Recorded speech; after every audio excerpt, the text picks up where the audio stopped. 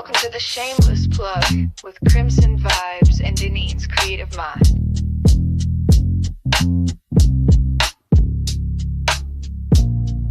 We spotlight the real, no shame in the game. Two queens with the mic calling out your name. From side hustle dreams to headline steam, we raise your voice, we build your team. We don't whisper, we amplify. Your story's power can't touch the sky. This ain't luck, it's divine design. You show up and we align. This is the Shameless Plug, we show you love. Co-sign, you shine like stars above. Dinner trend, the dream tag team. Plugged in, turned up, shameless and supreme. Let them watch you break the mold. Your biz, your brand, your story too. You're next, you're bold, the space is yours. We open paths, unlock new doors. No filters needed, just your flame. We hype your purpose, speak your name.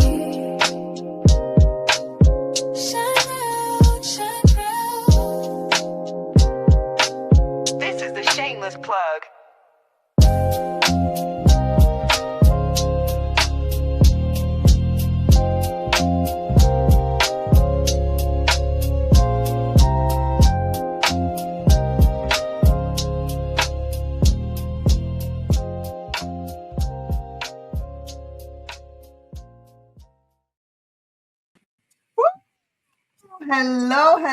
Hello. Hey, welcome to the Shameless Plug Podcast. I am Deneen Akana. And I am Denitra Taylor. What is going on, everybody? I know what's going on. Well, we got a lot going on. We got a new day. We on Thursdays now. We got a new intro. Yeah. And we got a new background.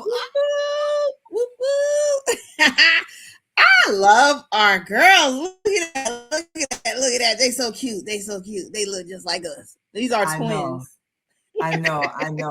I gotta make my shameless plug a little bit bigger. Gotta put it on the other side. But I know one thing. I wish I had that hair. I wish I had that face, and I damn sure wish I had that body she got going on. Okay. Mine looks just like me, so I'm good. I was very happy with mine. You know what? I guess it was the picture that I used, and I used a picture where I had I had on white, and maybe I was looking slim that day, and that's why my picture looked all slim and whatnot. I don't know, but I like it. You know, I wish I could put it on my passport, put it on my driver's license and everything. Just put it on everything. You know what I'm saying?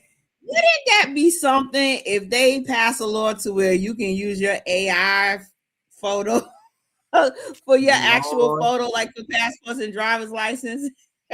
We wouldn't know who people are, because I'm not gonna lie, some don't. Like, I feel like mine's favor like the younger me with the face all made up. That's that's what I figured, but like when I look at it, I'm like, that ain't even me. But she's damn sure a good representation of me. There you go. That is so true. But yeah, mine looks just like me. I like mine. My hair's a little shorter now because I cut it. But I know. So, sis, what's going on? How are you? Whew, I am doing pretty good. So I missed y'all last week. We were filming. And so we worked on Joy, but then also the week before that, we worked on another project.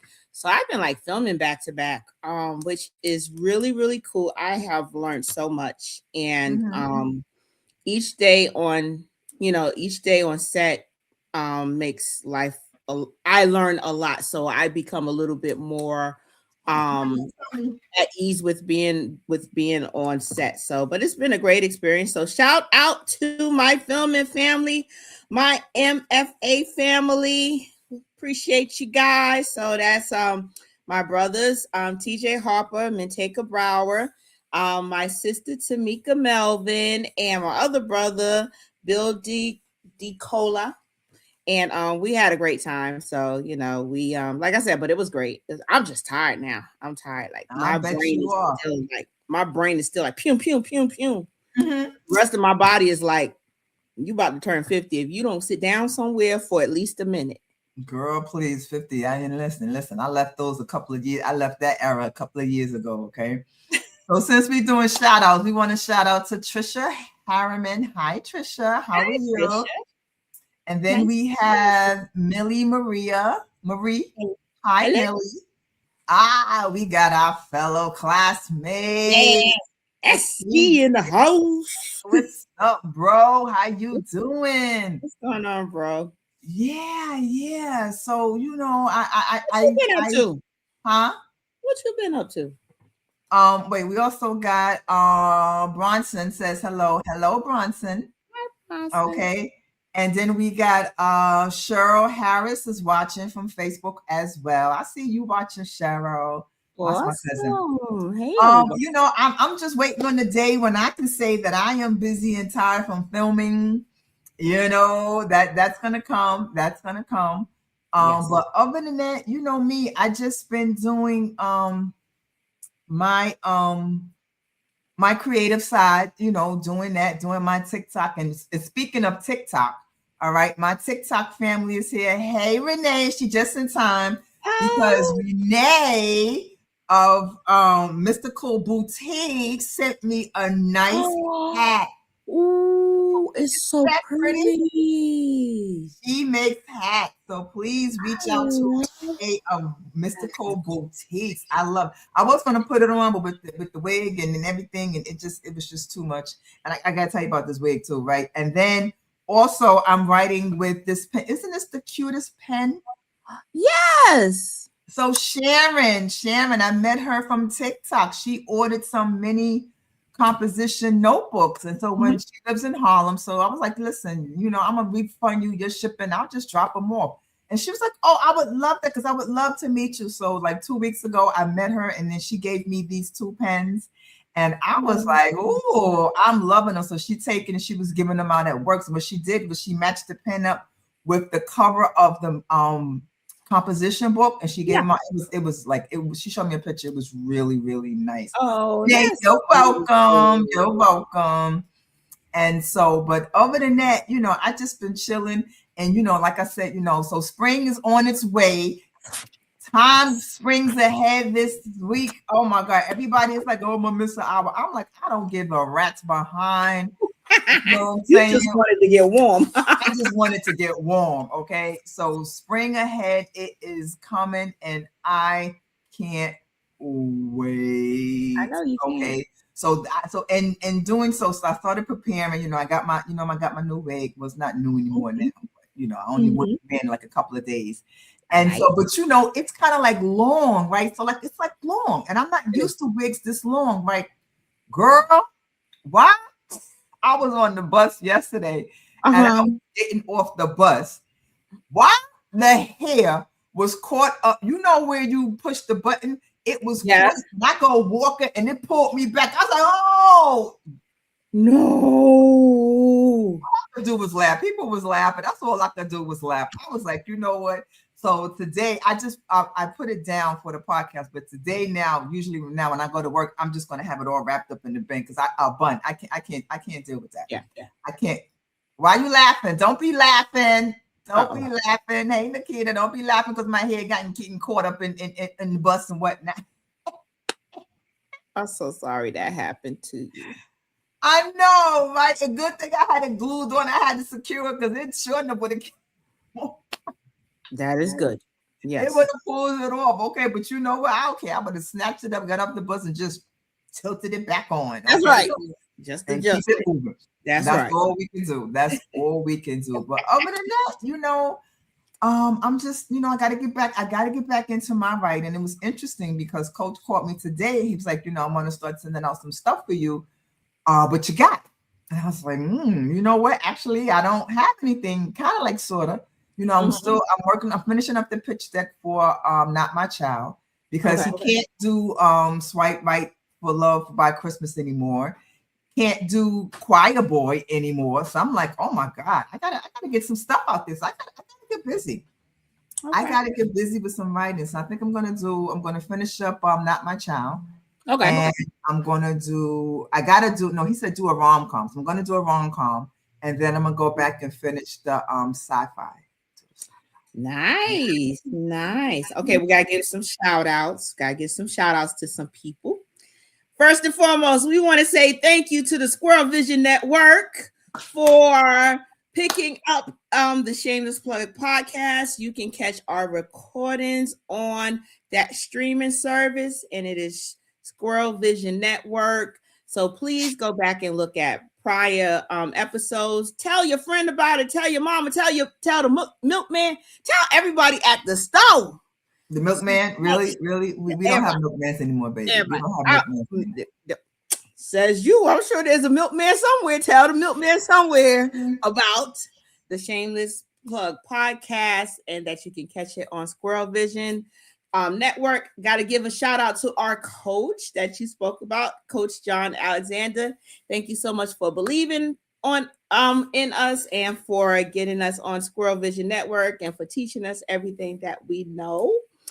And last but certainly not least, Mr. Jonathan Coleman with Media Blast. He is the PR. If you are looking for a public relation agent, you need to hit him up. He has worked with us with guests here. He's been on. We'll be on his show. And so, it's a great collaboration with him. So thank you so much. And he's on. So thank you so much, Jonathan. We appreciate you. Thank you, Jonathan. Yay.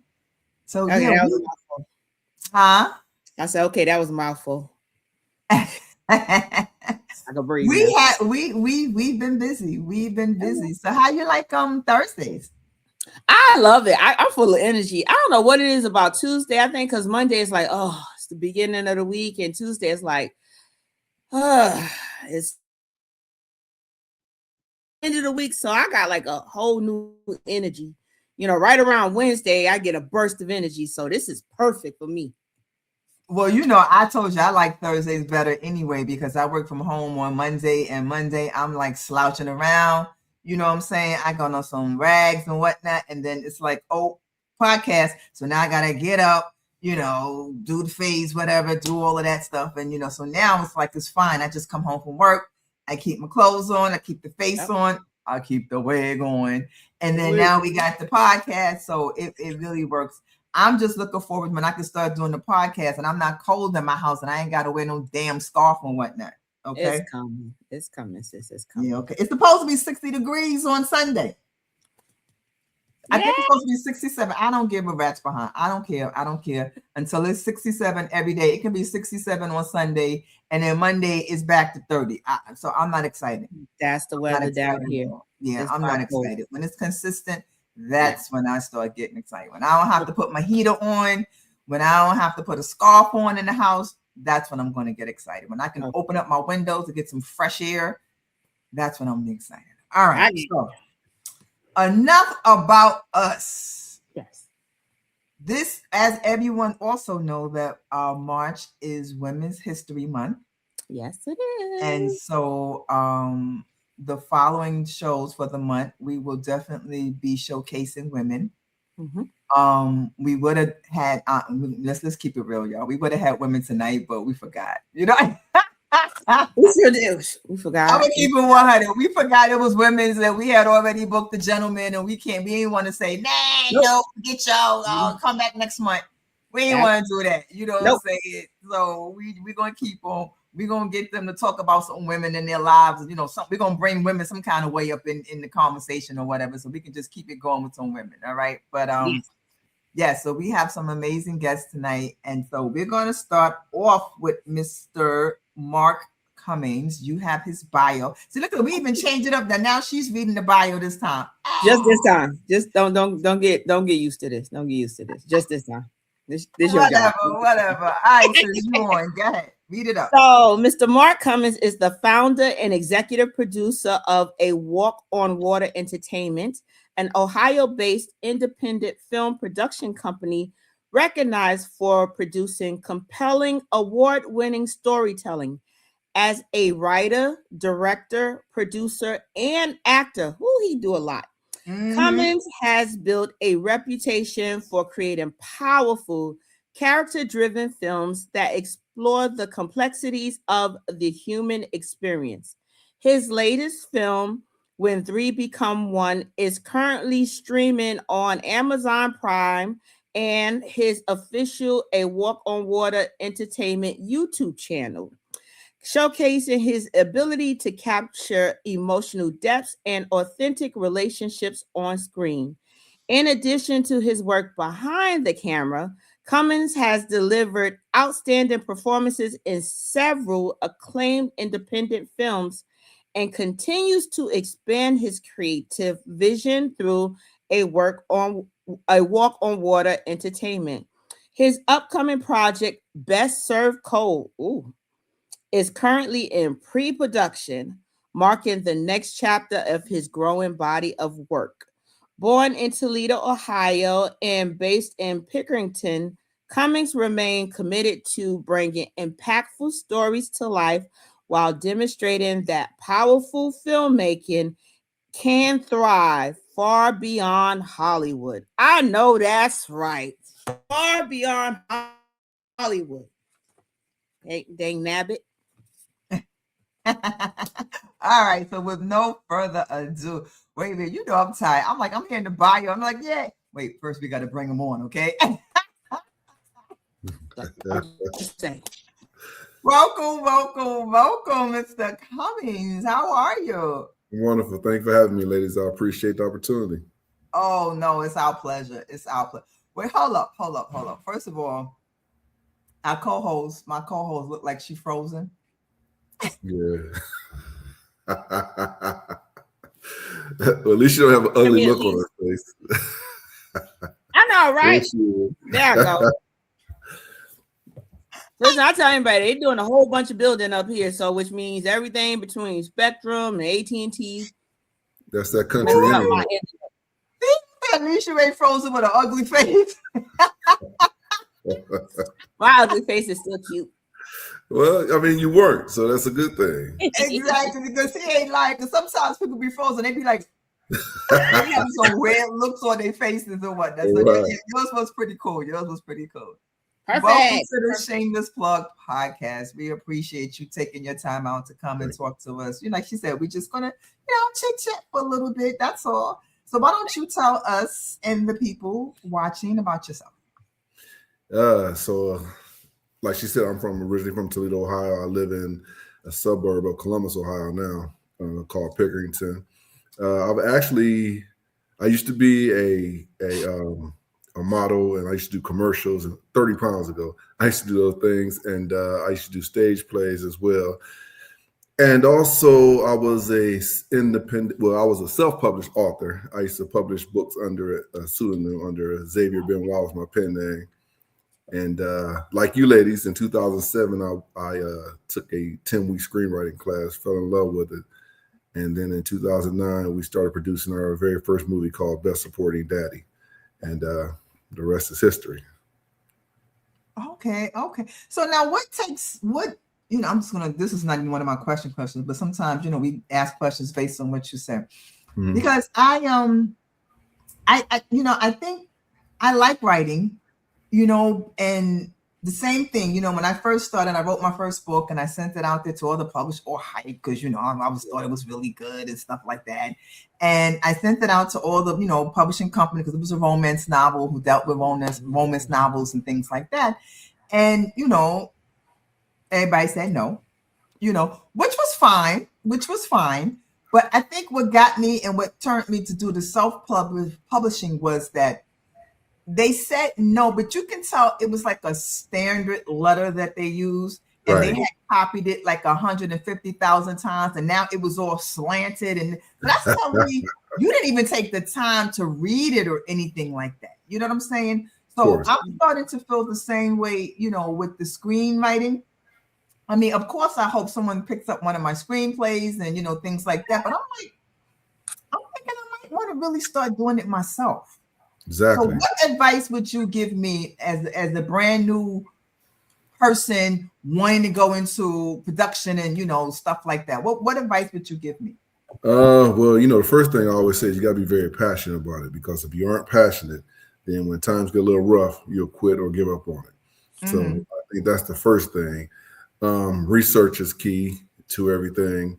And then, like you and I were talking about earlier, it's hard to find people to really back you with money and everything. So, you have to come up with some type of plan to be able to produce things. And I'm blessed because I have a whole lot of people who just volunteer to work with us from movie 1 until going into movie 8. But back to the advice, again, I would just say you have to be passionate about it, do your research, study your craft, and disregard the no's, because your dream and your path is your path, and if you're determined to make it happen.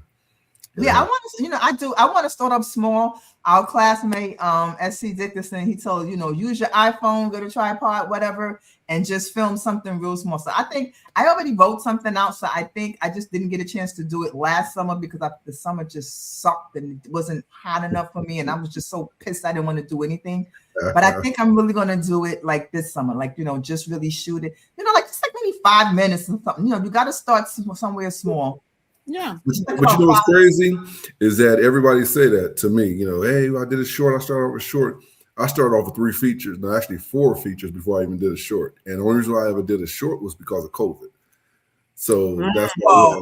I'm doing a short, like Coach tell us when we send out the query letters and they respond, I ain't got no money. Okay.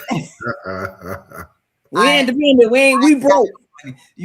My dream is to shoot my little 5-minute on with my iPhone or whatever, and next thing you know, it's at the Sundance Film Festival. This and that is brand new, whatever. That's my goal. Well, that's another thing too, though. You got to watch your words over yourself too. You can't be claiming broke and all those other things, because if you say you broke, you will be broke. My story was, even as a husband and a father, I worked several jobs because I knew that in order to make this happen, I was going to have to be the backing. And so people just ask me, what's your budget? I take out my wallet. This is my budget. And thank God I got people like Denise E. Scott. She's one of my executive producers, and Derek Purnell, he's executive producer. So I got people now that believe in what I'm doing. And so, they're there to support me with their financial backing. I think that's something I have to do, start surrounding myself with people who will work for free. You know what I'm saying? To get it going. Because right now, it's just me. That's all it is. It's just me. I ain't gonna lie. My brother, he ain't watching, but he don't know. He gonna be my cameraman. He ain't gonna he's into photography and stuff like that. So he can probably be the film guy or whatever. You know what I'm saying? But I just want to give honestly, when you just do it, when you just start doing it, right, you'll find, man, that God will put the right people in your life. Exactly. I'm on it. Next year, this time, I'm gonna have something out. I promise you that. Okay, there it is. See, I like that confession. Exactly. Right quick, I want to give a shout out to Tiffany Green. Hey, Tiffany. She's watching. She's sending the fire emojis. All right, so Denise, let's go with these questions. All righty. So my first question is: writing, directing, producing, or acting. If you had to pick one to do for the rest of your career, which would it be? Oh, that's crazy. You come out the gate with something like that? Yes. Listen, this is how we talk, Oh, that's crazy, man. That's like you asked me what I want: food, water, or air for the rest of my life. Oh, man. I would probably say writing. I would probably say as a screenwriter, because, out of the 7 movies that we currently go, about to be 8, we currently have, I've written and produced 5 of them. So, no, actually 6. So we have 2 that I allow other writers to take on their story. Like this new one we're about to do, our DP, Tori Crenshaw, she's a young lady. And so she brought the script to me and I said, hey, let's do it. And so she's excited about that. We're all excited about it, actually. Oh, that's cool. Awesome. Mm-hmm. That is awesome. Yeah, I feel the same way. I think Deneen probably feel like I love writing, so I don't do any other. I don't act. I do everything else. I don't act, but I prefer to write. I'll write all day, every day if I could, and that's all I would do. So, but I only said that because you gave me only one. Yeah, option. I love it. I love it all. I really do. I love it all. In front of the camera, behind the camera. The screenwriting thing is beautiful because it's like you just creating this whole new world. and this environment and all these characters and stuff. So just to develop that and then see it come to life, it's nothing like it. Yeah. And the process of writing is amazing. And I say that because I had this idea, which is called Swipe Right for Love for Christmas. And it's about, women, which a lot of women, young women, their family put the pressure on them, like Thanksgiving and Christmas, showing up with no date and, not having anybody. And when you're going to get somebody, so that's the premise of the story. And so Coach, he sends out, with part of being his screenwriting academy, he sends out our query letters to like people 10 a day. And, so people come back. And I had just did the pitch deck. I had not wrote the story at all because I'm the creative side. I love doing pitch decks. I do the pitch. I like writing pitch decks. I do composition notebooks. I do all of that stuff. I am self-published author. So I love the art of creating, and I really think I might like doing the pitch deck really more than the writing, but I do like to write. And so, someone came back and they saw the pitch deck and it was like, oh, can we get the screenplay? And this was like on a Tuesday, and Coach was like, all right, I'll have it to you by Friday. I was like, oh, a feature by Friday? Well, you talking about Friday? He's like, I know you could do it. When I tell you, I think I really, really, really work best under pressure. Okay. All right. Because sometimes it's like it can take me 100 years to get started. But once I get started, that's it. It's no stopping. And I mean, for 2.5 days, all I did was write that script.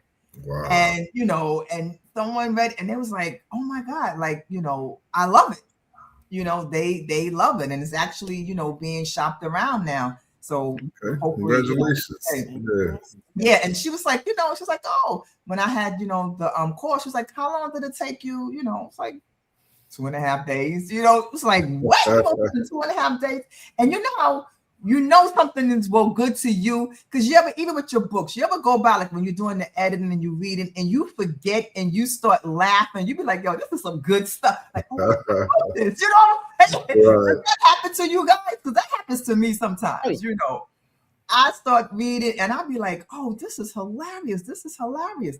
And I'm like, wait, dummy, you wrote it.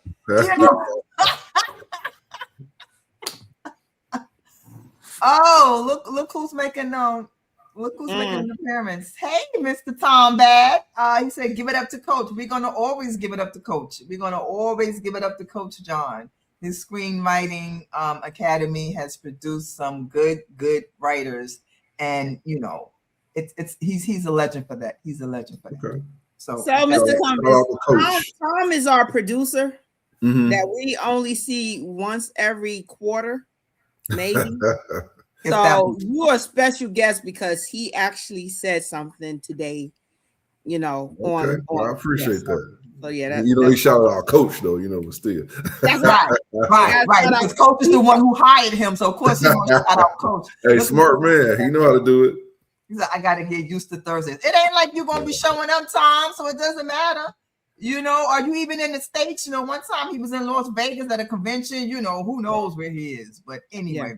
All right, Tom, get out of here. We'll be tired of you because until you come back to work, we don't have anything to say to you.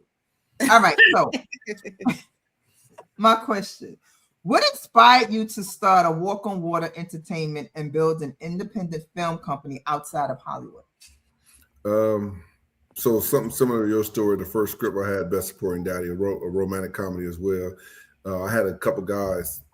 One was in LA, one was local, and they had a company and they wanted to option it. And so, they sent me their agreement. And then my screenwriting teacher, Chris Freeman, he said, hey, redline it, go back through redlining. I did. I think I made a couple small minor suggestions, and next thing you know, it's like, oh, that's okay. We don't want it. Mm-hmm. And so I kept sensing, hearing in my spirit, shoot it yourself. And I'm like, I'm back and forth arguing with the spirit pretty much.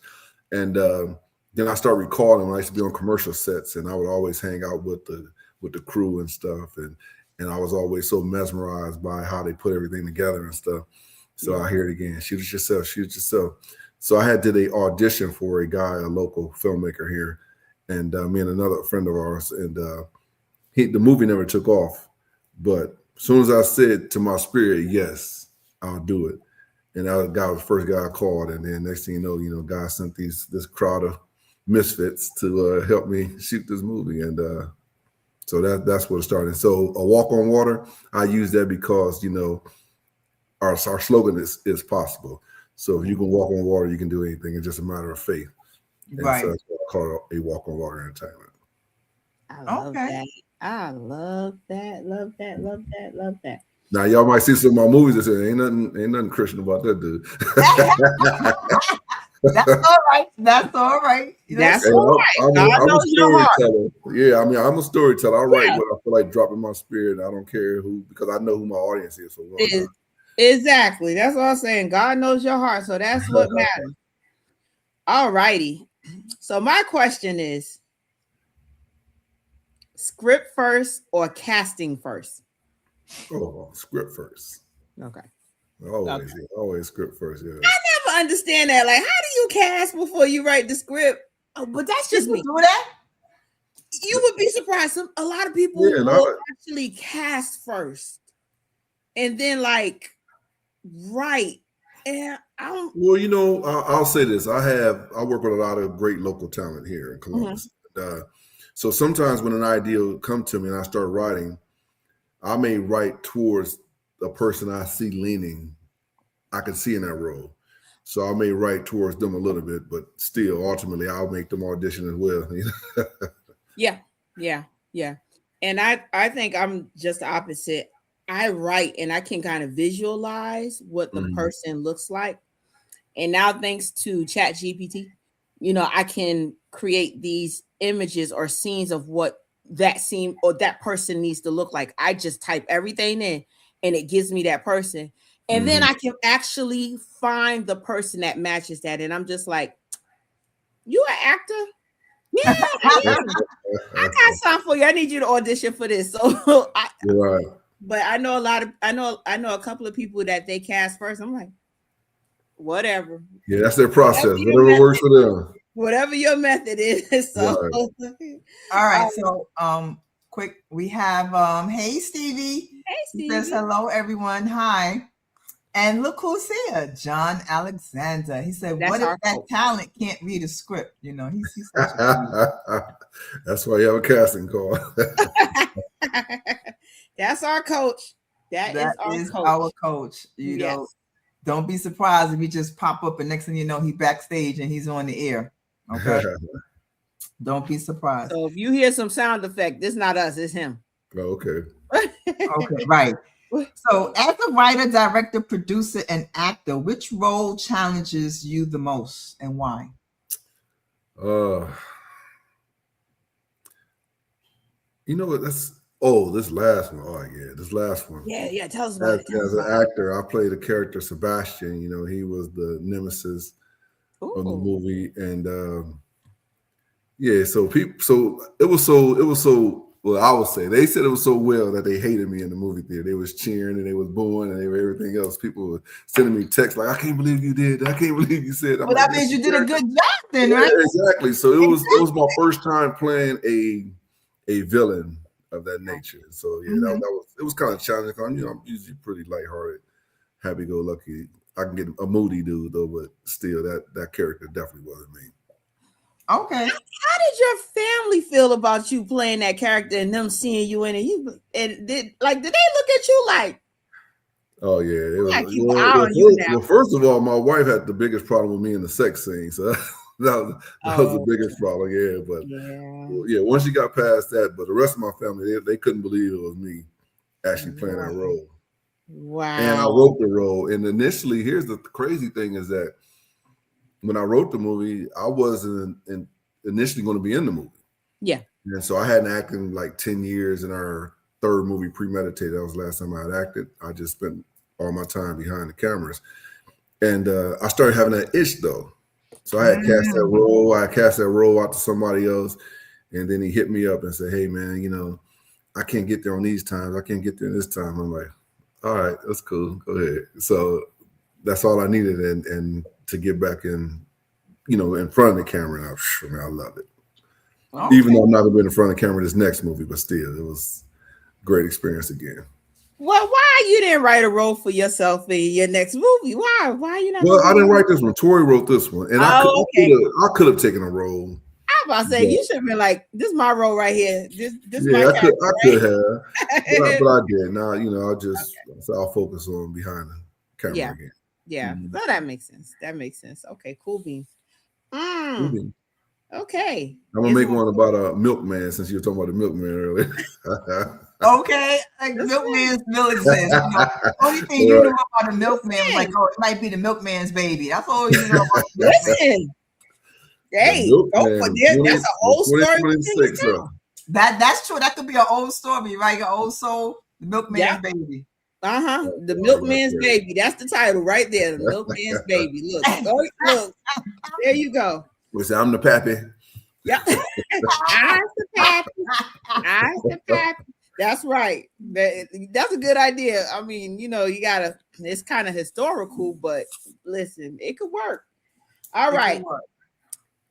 One actor you would love to direct one day. Who is it? Oh, come on, the obvious. Denzel Washington, yeah. Yes. That's like the legend. Yeah.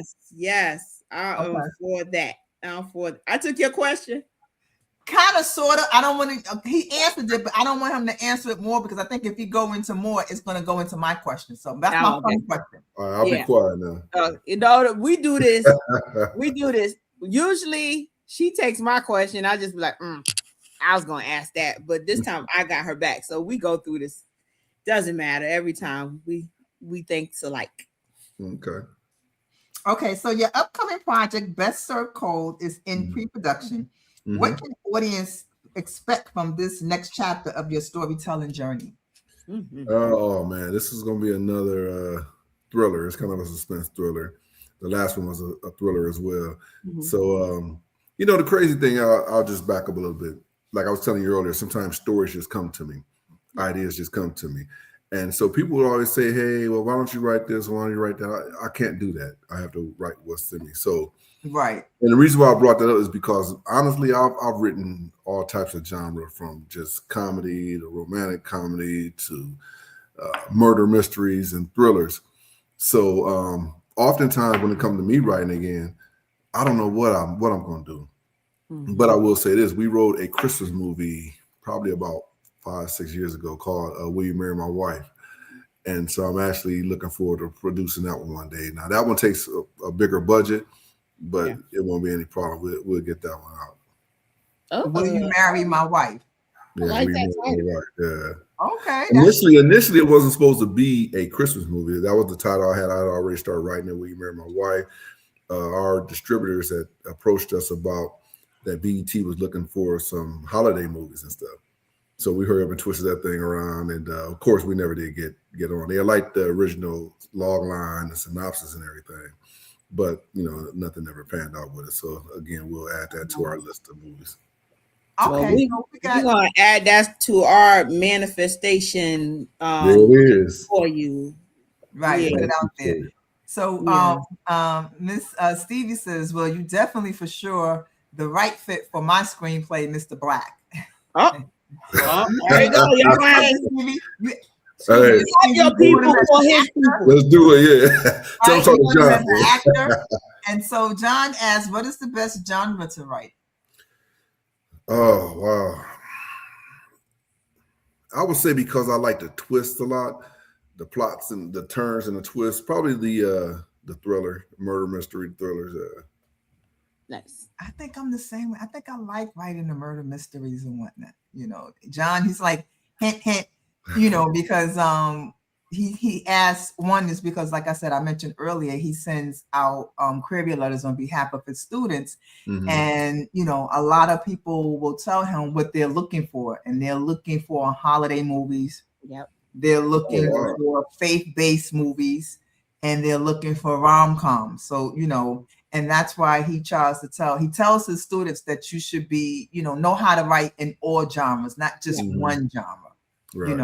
And I get it because I know, like, even when I first started writing my first book was a romance novel. Had a happy ending, it was just cut and dry. Right. but then you want to challenge yourself. And then you start the next one, you start throwing a little twists and turns in there. Mhm. And then the next one, you throw even more twists and turns, and so eventually, you just start to evolve. And I guess, it's the same way with the writing. You just want to leave them, because what I noticed after taking Coach's class, right, I've become a critic like I don't know what of movies, right? Right. You be watching and you be like, okay, that's a beat. Okay, that's that. And then you be like, I could have wrote that better. Like, I could have did that better. You know what I'm saying? You're like, now, you don't read a couple of screenplays and you think that you can just rewrite somebody play better or whatnot, Yeah. I think we all have done that and been there before. Oh yeah. I know on my end I have evolved where I'll see something and I'm like, why didn't they do a wide shot of that? So now I'm like, oh my gosh, I'm not just like the story. Now it's like right, you lose track of the story. Mm-hmm. Yeah. And and the crazy thing is sometimes it's hard to even enjoy movies anymore because you're in that mindset. You exactly and stuff. But my wife, they don't like watching movies too much because I usually guess everything is about to happen. Right, and that's the whole thing. As a screenwriter, you try so hard. You don't want people to guess what's going to happen. So that's why you try to make it, you thought it was going to be at the end. You'd be like, you want people to be totally surprised, especially a thriller. You want people to be totally surprised when the ending comes. Yeah. And that's how I was with my movie Premeditated. It was kind of like that as well. But some genres is really hard to do that because it's like a typical formula you follow: boy meets girl, boy lose girl, boy get girl back. Like the romance and things like that. So certain genres are probably a little difficult to really add that twist and stuff. Well, it depends. It depends because I know I wrote one where boy meets girl, this and that, whatever. But I can tell you this: somebody ain't make it to the next one. See, now you done went from romance to like thriller. Yes, I will kill you off in a second in one of my. Are you crazy? Look, either that or it's like the soap opera. They go over the cliff, and then in the next movie, they in ICU and they on the rest. No, I ain't doing no ICU. Nope. If you going off the cliff, you going the last shot. They do. You gonna be dead, okay? Y'all crazy. And it ain't going to be about that was really your twin. Now you come back and everybody thought you was reincarnated. It's really the twin. No, we ain't doing that. You dead. You dead. Okay. No, you dead. All right. We're gonna try to figure out who killed you, but you dead. All right. You ain't coming back. You gotta bring it back. Bring back. Ain't coming back. You could be like the multiverse. Like this, just the same person. It's just an alternative verse that they come back to your universe. I'm sorry, a romantic thriller. Hint. That's what I want. Well, I don't know. Like, a romantic thriller is different than a rom-com because a rom-com is like, comedy. A romantic thriller, that's like the movie that I have. I feel My Wedding Day is a romantic thriller. You got blood and people don't make it to the next one. It's a thriller. Okay. And that's what it's called, My Wedding Day. Huh? That's what it's called, My Wedding Day.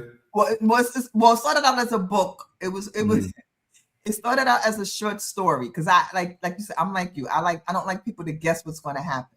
So they all had surprise ending. And so this ending, when I wrote it, everyone's like, that's it. That's how you're going to leave it. Like, yeah, that's it. It was like, nah, you can't leave it like that. You can't leave it like that. So I ended up making it a series. The ending was still the ending, but I ended up making it. I had to build around it, and and that's what happened. So that's what I like to do. Cool. That's what I like to do. So okay, all right. That's how Hopeless Heels too. I had a short film I did, Hopeless Heels, and it was a little twist as well, where you were expecting it to end a certain way and it didn't. Okay. How long does usually your production? How long does it usually last for you? For a feature, we usually shoot around 20 days or so. And again, we're weekend warriors because we all work for not full-time 9 to 5, so we're shooting on the weekends. And we typically shoot in the summertime. So you feel my out to the people. And so usually around 20 days. So however, this one I'm extending this probably around 28 only because last time I had someone else direct and we were there way too long. And so I'm taking over back where I need to be. And then I also got some other equipment I want to get my DP and her cameraman opportunity to experiment with some things. So if I take it extended out 28 days, I give us a little bit more time to be patient and get the shots we really want. Yeah. Coach said, Mark, stop straining with your eyes. Stop straining. Yeah, you see me, huh? I'm trying to read what Coach got to say. Coach is I would love to do a black stage play with no singing, just straight acting with a cliffhanger. Wow. A black stage play, yeah, no singing, straight acting with the cliff. You have a cliffhanger in a stage play though? Yeah, any story. Well, you can, yeah. Yeah, it's just all about story. Which is one of my favorite books to ever read. I don't know if you guys ever read that story by Robert McKee. It's he do a lot of lectures and stuff on story and screenwriting, and so that book, man, is I've wonderful. heard the name. Oh yeah, you got to get that. I mean, I used to reread it every time I wrote a new script, and probably from my second, third, and maybe fourth films I read it. Mm-hmm. What is it again? It's called Story by Robert McKee. It's about 400 something pages. Oh Lord Jesus. Yeah, but it's not that bad. It's all that. It tells you all about structure. I mean, story structure, not just screenplay writing, but just story structure for the novelist, for anybody. And yeah, he breaks it down. Now I gotta look through my book collection because it sounds so familiar, and I probably have it. If not, I'll know when I look it up. No. If you had it, you'll remember it. Okay, then now I don't got it, but I got it written down, so I will be, you know. Well, listen, let me share something with y'all too. I mean, it's digital copies. Don't tell nobody else. You can get digital copies online too. Like, so look up the free PDF for it. You know what? I think I'll do that, but you know, I'm that person that like books. Yeah, I like to write and make notes. And yes, if I see a word I don't understand, I'll grab a dictionary and I'll start writing the meaning and the borders and everything. But I like free as well too. So, but I definitely but I would if you like that, I would suggest you invest in it and buy it. Now, do you collect books as far as for filmmaking, like, you know, Save the Cat, Screenwriters Bible? Do you collect books just like to have for your references, or are you now to that point like, I got this, I don't need that? No, I never. I'm always learning. So yeah, I have a collection of books as well. I had that Save the Cat as well, and some other ones. But as far as the structure and stuff of the screenplay, I really don't read those so much as I do just things that help me develop character and all those type of things. Gotcha. That's what I said. I don't read as much. When I started doing screenwriting, I don't read as much because I don't want to take someone else's idea and mix it in with my idea. Even though, you know, you don't, not to say I would write the exact same thing, but I don't want somebody be like, you know, trying to sue me for my $2 like 10 years later saying that was my idea. You took my idea. And I'm like, I know. And like, oh yeah, I did read this book. Oh yeah. You tell my idea is not copyrightable. Yeah, well, yeah, that's true. This is the whole body of work. Exactly. This is true. Exactly. Let's see here. Do I save the big question for last? What time we got? Okay. So, what was one film that inspired you to start pursuing filmmaking? Was there one, or if there's more than one? No, it's probably more than one. I can't say really inspire me to do filmmaking. But do they inspire me? Yeah, definitely. 5 Heartbeats. Is one of my all-time favorites. Good one. The Best Man is another. Oh my God, I love The Best Man. Because my husband. I'm sure there's others, you know, that I really enjoy. Devil in a Blue Dress is another one. I mean, Devil in a Blue Dress.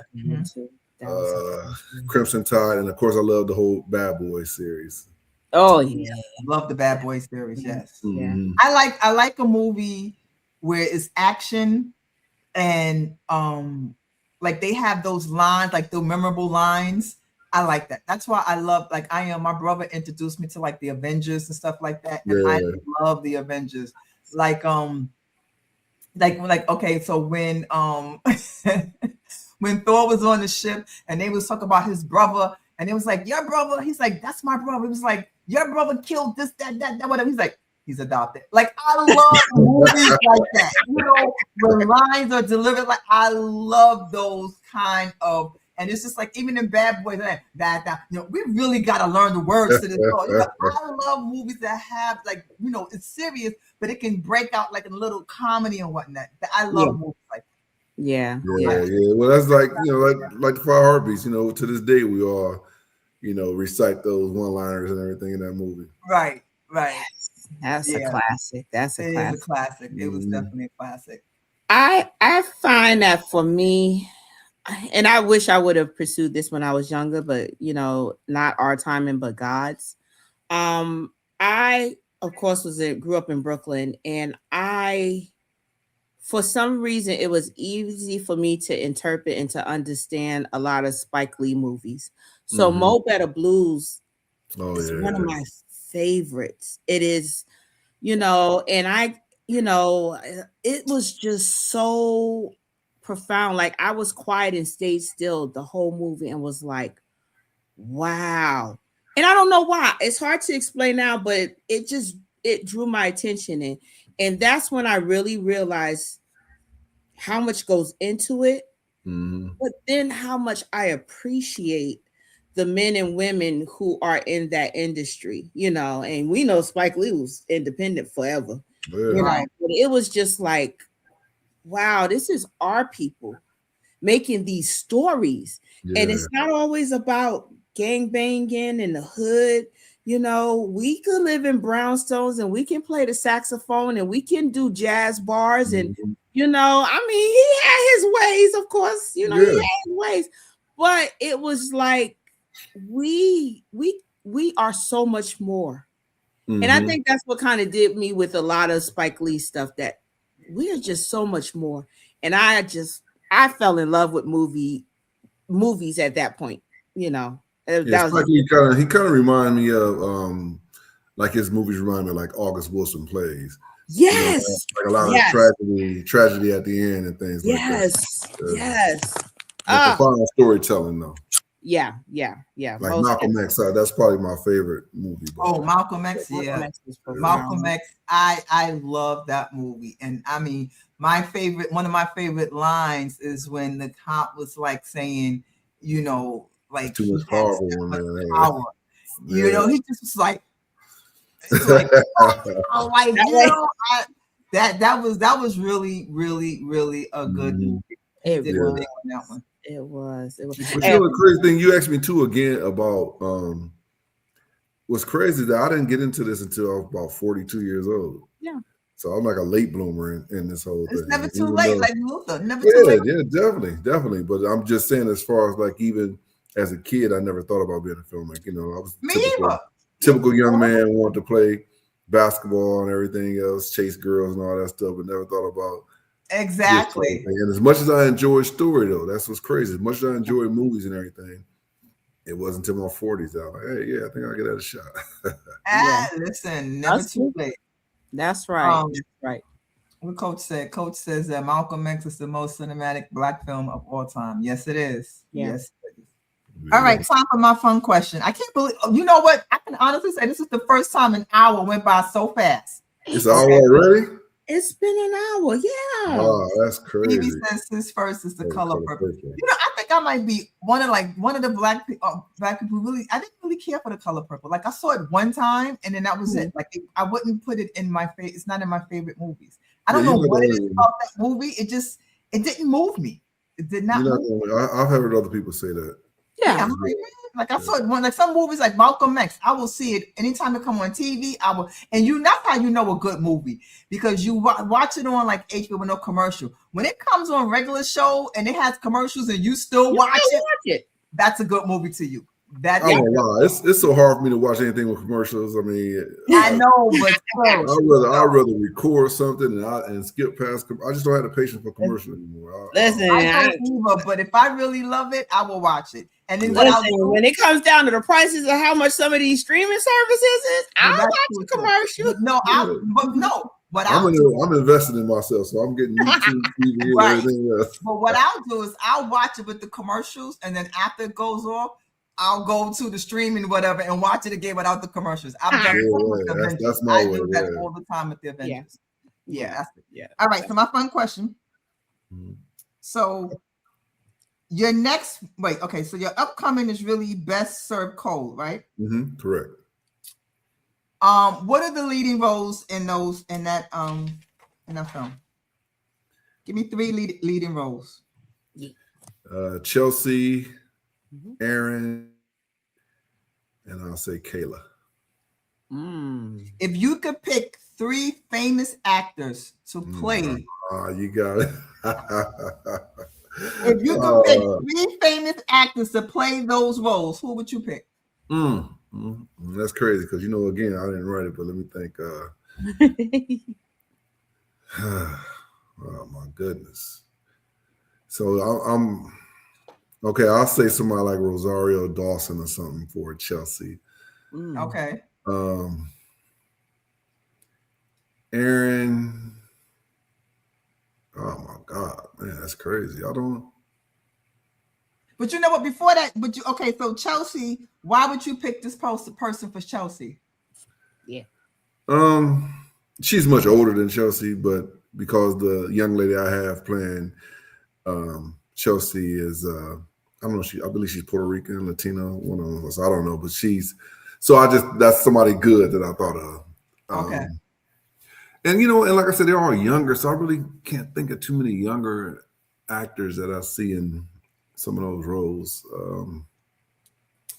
Maybe Megan Good as Kayla or something. No, that don't even work right because they're sisters. Oh no, you got to skip that question. I can't think of anybody, honestly. All right, we're gonna come back. You're gonna come back. I'll have to email you that later because I can't think of anybody right now. Right off the top of my head. Gotcha. Okay. Well, here's my fun question. If your life hold on, I hope your fun question isn't hard as hers. No, okay. You got this one. This is a hard but the fun question. You got this one. My fun question is: if your life was turned into a movie, what would the title be? Do Me, Baby. Do Me, Baby. All right, that's what the title of his movie is now. That's what it means. I'll probably call it It's Possible. It's Possible. I like that. Yeah. I like that. That was cool. See, mine wasn't that bad. That wasn't a fun question. That's a thought-provoking question. Tell people, but I'm gonna come back to you on that one though. All right. We are going to have you back on this show. You're going to have to come back once you have everything finished with your new movie. And as you ready to premiere, you got to come back to the show and tell us about it. Definitely. I'm looking forward to it. I mean, I hope you ladies can go and check out some of our other stuff on our YouTube channel and everything. Sure will. I got it already saved on there. After we done, I'm going to watch because I was like, I started looking through it. I was like, ooh, okay, I got to watch this. So I got it saved. I'm ready. Well, just so you know, I'm gonna give my shameless plug as well. We got about 3 movies on Tubi. Premeditated, Holy Hustle, and A Family Affair. And then, of course, you can see our whole catalog of films on our Awalkonwater Entertainment Films, our YouTube channel. Nice. And since you done gave that plug out, you got to tell the people where they can find you at on your social media handles. Oh yeah, definitely Facebook, Mark A. Cummings Sr. and IG as well. I probably need to post a little bit more on IG, and I'm a little behind on all them other platforms. Listen, you're busy. I understand. You're busy. That's a lot. Definitely. This is where social media managers come in on, to post everything for you. So it's a lot to do, and it can be exhausting trying to keep up with. Oh my God, is it? Especially when you got more than one. Oh, it's exhausting.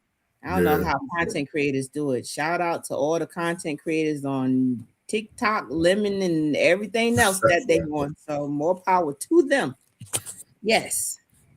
Well, I wish you ladies the best as well, and good luck in all your endeavors and your writing and screenwriting. And I hope Coach whipped you all in shape.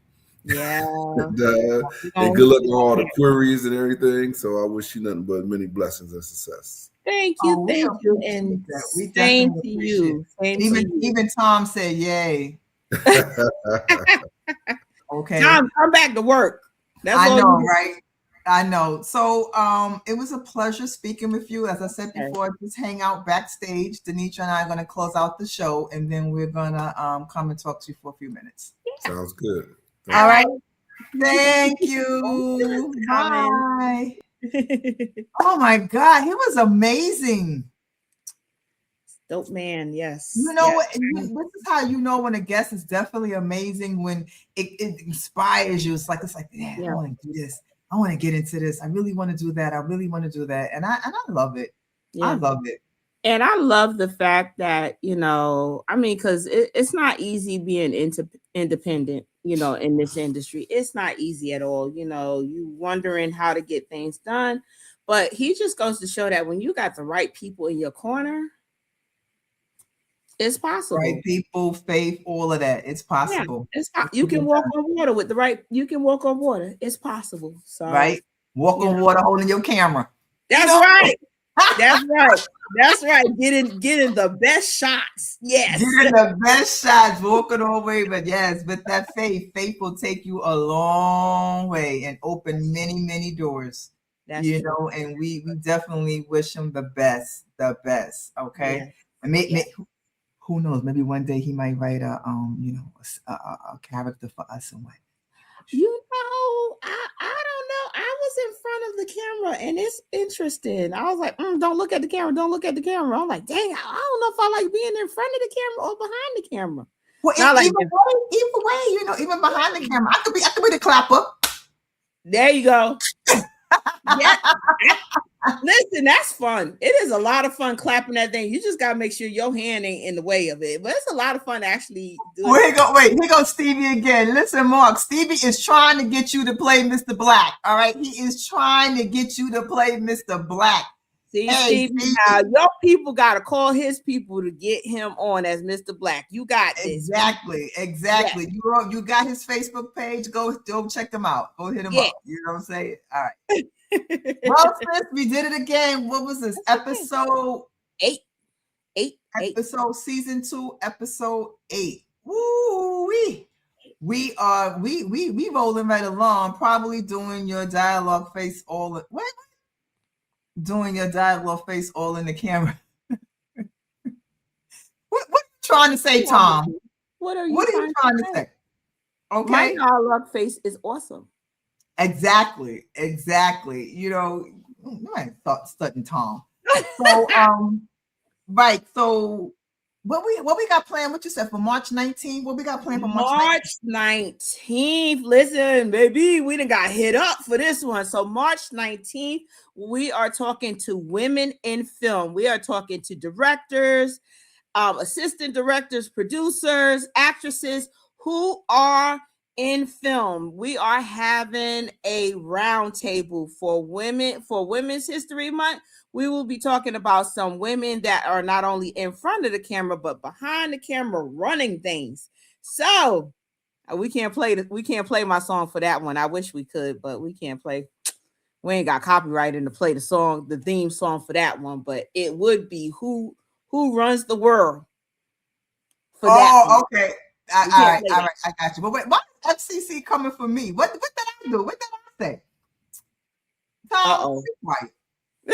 All right. So it's been good. We had fun. Yes, we did. It was a good episode. With our new look, our new time. We definitely kicked it off with a blast, and I love it. Me too. Now, before we go, sis, hold on. Wait, hold on. You know I'm slow. Oh, there you go. Listen, if you want to shine the light on your hustle, whether you're an entrepreneur, you're a content creator, whatever it is that you're doing and you want to shine your light, hit us up. Contact us, email us a picture in your bio at the Shameless Plug Podcast 25@gmail.com. We'll get back to you to see about getting you scheduled on one of our shows. And again, we are doing our very special episode on the 19th. So if you are a female that is in the industry, hit us up. We would love to have you join our roundtable. All right, there you go. Well, with that said, we have concluded another episode of the Shameless Plug. We appreciate you for watching. Thank you, thank you, thank you. We look forward to seeing you next week. What you got to say, Nietzsche? That's it. Sayonara. Oh, yeah. Welcome to the Shameless Plug with Crimson Vibes and Denise's Creative Mind.